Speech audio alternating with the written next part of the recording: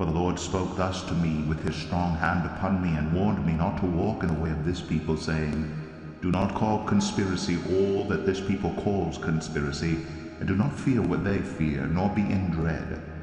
But the Lord of hosts, him you shall regard as holy. Let him be your fear, and let him be your dread. I just had some thoughts about conspiracy theories.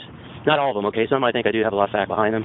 But I had a thought about conspiracy. This is just a thought, me thinking out loud. I'm not like going to be dogmatic about it. But one of the things I'm seeing is, whenever there is some kind of a, like for example, like someone will say there's a certain device like HAARP or Chemtrails or something that is, they say they use it to brainwash people, mind control, or they're using it to dumb down people and all that stuff. I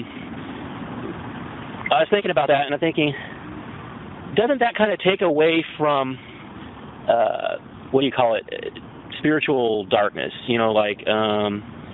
It takes away from, how do I explain that? It takes away from the focus of the fact that the world is rejecting the truth and they're in the darkness, In other words, it's sort of like saying there's a machine out there that's causing everybody to go crazy, causing everybody to be dumb and stuff, but when in actuality, isn't the real problem something more obvious like television or just the fact that people tend to be evil? You know what I mean? It tends to shift the blame away from yourself and society and just people in general, the darkness that's out there, and shifts it and says one group of people is responsible for that. You see this with Nazi Germany, where they just started to dehumanize one group of people and blame them for it. And that's really what I think is dangerous about this. There's a plane flying overhead, so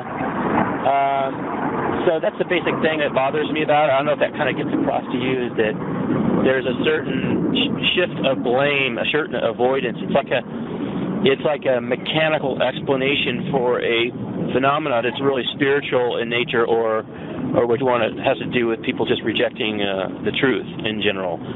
Just the ills of the world. What's wrong with the world, instead of looking at